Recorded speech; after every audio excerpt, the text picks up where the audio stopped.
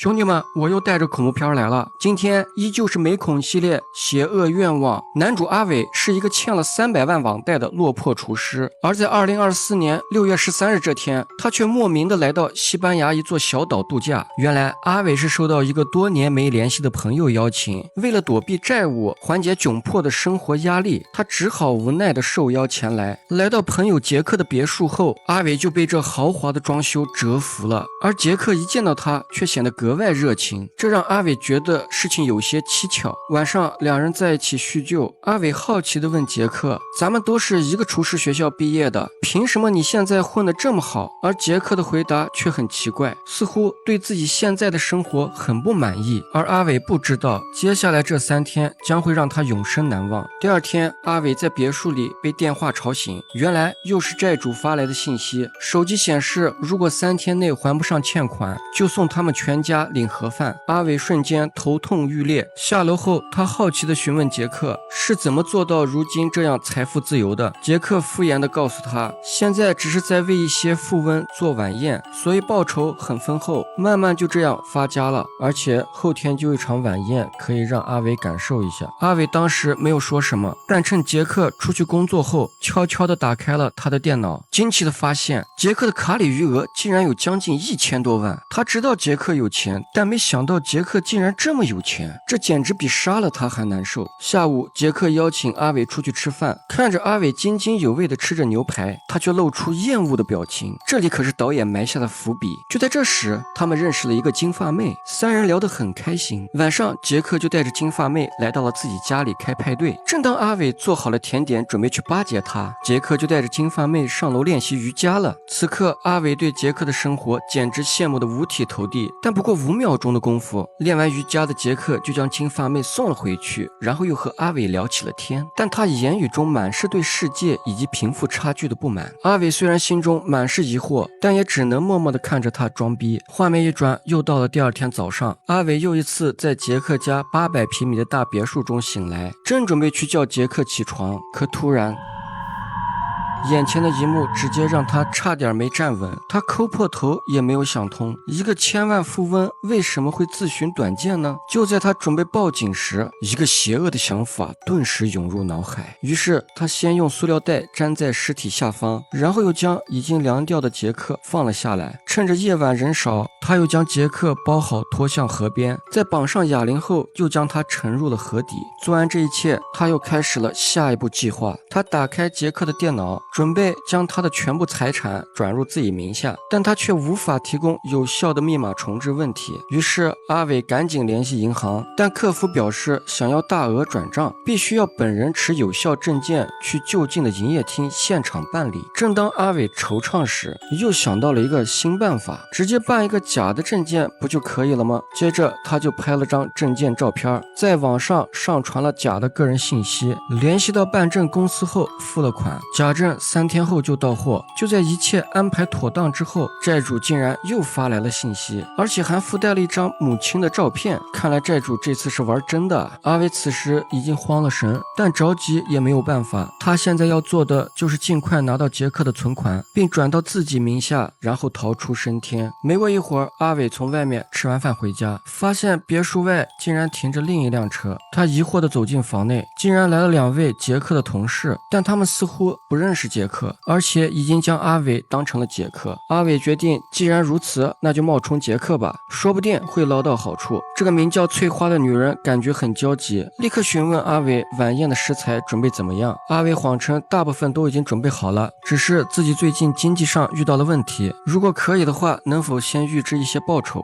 翠花毫不犹豫的就答应了，直接手机支付了300万。阿伟兴奋的还掉了所有债务，终于长长的舒了口气。这时翠花问起了明天晚宴的主要肉类食材准备情况，阿伟则继续撒谎称其实自己一直在等他们来一起挑选。两人直接被这回答干懵了，眼前这个杰克让他们感到十分可疑，但现在情况紧急，马上就到了晚宴时间，他们也没时间深究。画面一转，翠花和助手大壮就带着阿伟到街上挑选食材。通过翠花一步步介绍，阿伟猛地反应过来，原来他们所说的食材竟然是人肉。此刻他感觉五雷轰顶，情，战战兢兢的不知道该怎么回答，想要拒绝却已经收了钱。翠花似乎已经看出了他的胆怯，建议他做好本职工作，而且明天自己的助手大壮会协助他一起准备食材，但如果阿伟搞砸了晚宴，就把他们全家都杀光。面对翠花的威胁，阿伟只好勉强同意。回来后，阿伟终于想通了，原来杰克着急忙慌的邀请自己过来玩，就是要把自己变成食材。最后他良心发现下不去手，然后选择了自我了断。想到这里，阿伟感到后背发凉。半夜他想悄悄逃跑，却没想到被翠花撞了个正着。翠花看出了他的心理想法，于是好心的提醒他，明天晚宴的总费用是1700万美金，而公司每年要搞70多次晚宴，服务上流社会的人，而每年有70多人变成主要食材。这些人给公司每年创造了超过5亿元的财富，但如果一次晚宴搞砸了，就会影响公司的声誉，所有人都会领盒饭。迫于压力，阿伟只能选择妥协。画面一转，大壮就带着阿伟挑选食材。大壮发现一对母女准备用女孩做食材，一路跟踪着他们，却引起了这对母女的怀疑。没过一会儿，他们就在一处丁字路口将两人跟丢了。他们连忙下车去寻找，却碰到路边一个热心的小伙。小伙询问他们是否需要帮助，而大壮却意味深长地看着阿伟。阿伟无奈地点头默认。于是大壮谎称他们的车坏了，需要帮忙修一下。小伙也是爽快地答应了。就当他在车底检查时，完事后，两人商量着下一步计划。突然，身后那对母女带着警察走来。警官问他们为什么要跟踪这对母女，而大壮却谎称他们是工程师，正在测量这里的地形，根本没有跟踪任何人。警官虽然不相信，但又没有直接证据，只好作罢。临走时，大壮递上了自己的名片，殊不知就因为这个名片，差点让他们所有计划泡汤。在摆脱警察的纠缠后，两人就驾车拉着断气的小伙回别墅，因为今天晚上就是正式的晚宴，他们必须抓紧时间。来到别墅后，阿伟开始了食材准备工作，翠花负责布置晚宴现场。正当阿伟将食材准备好后，大壮前来告诉他房间内有他的包裹。趁着洗澡，阿伟痛哭起来，努力清洗着自己的身体，因为当了这么多年厨师，从没有做过人肉大餐，哪怕现在报酬丰厚，而内心却依旧无法接受。于是他拿到办好的假证，决定赶紧跑路。趁着人们都在忙，阿伟悄悄地溜出别墅，慌忙地驾车逃窜。结果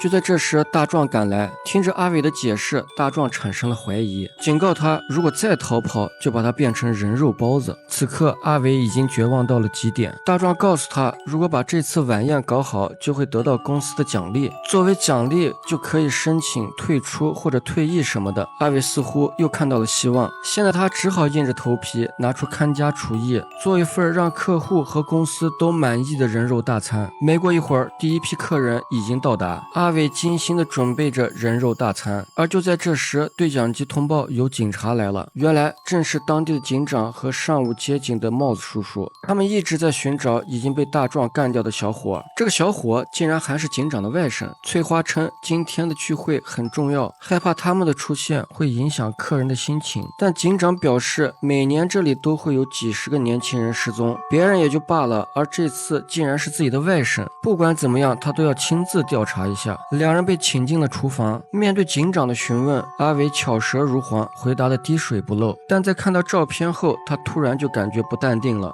Is everything all right? Yeah, he reminds me of an old friend. He's a close friend. He passed away. 其实阿伟内心还是充满愧疚。此时警长表示很想尝试下他的厨艺，阿伟现场直接懵逼了。两人在吃完阿伟的人肉排骨汤后，表示味道好极了。接着他们就去询问了大壮，大壮也表示没有见过这个年轻人。于是警长又去询问了晚宴的客人，而在座的客人表示他们都是刚下飞机，所以也没有见过。就当他们准备离开时，一个光头客人却要挽留他们共进晚餐，而警长毫不犹豫地同意了。就这样，一桌10人族开始了用餐，而另一个警官因为还要工作，就先行离开了。阿伟做好的大餐被服务员一盘盘端向餐桌。另一边，大壮告诉翠花，杰克的朋友金发妹来了。翠花想赶走金发妹，但她却说自己已经肚子疼得憋不住了，急需上厕所。无奈之下，翠花只好让她先进去。金发妹很奇怪，大家都把阿伟叫杰克，于是阿伟告诉她，只是帮杰克做顿晚宴，他早就回国潇洒去了。就在这时，金发妹看到阿伟带着杰克的手表，而锅里煮着血乎乎的汤，瞬间产生了一种不好的预感。阿伟赶忙解释这个表是杰克送的，但金发妹还是充满怀疑的走了。正当他回到车内准备离开时，车却怎么也发动不着。大壮突然赶来，表示愿意为他叫一辆出租车，让他回到别墅里稍微等一下。而另一边让阿伟头疼的事情发生了，最后一道菜要做舌头刺身，结果原材料舌头上有溃疡。就在这时，金发妹走了过来，材料的问题直接解决了。阿伟问翠花，晚宴如果表现得好，是不是可以向公司申请退休？翠花说这是不可能的事儿，做好了就会得到高额报酬，做不好下次你就是别人的食材，公司一向这样安排。阿伟瞬间绝望了，现在他只有自救了。于是在给警长送餐具时，阿伟在脖子上绑了一个纸条，警长打开纸条，上面写着到洗手间汇合。警长小心地走到洗手间，阿伟紧张地告诉他，今天晚宴食材就是你的外甥，而且你自己也吃了，但我是被逼的，赶紧救我。听完后，警长赶紧到洗手间呕吐了起来，随后他就与大家打招呼，假装要离开这儿，然后又迂回到了别墅，接着悄悄地跟着阿伟来到了地下室。阿伟从汤锅里拿出了他外甥的头给他看，看完后警长再次呕吐了起来。因为大壮身上有真理，警长决定赶紧呼叫增援，但他的手机却落到厨房充电。阿伟决定帮他拿过来。此时大壮看到地下室有灯光，而就在地下室的警长又发现了金发妹的尸体。就在这时，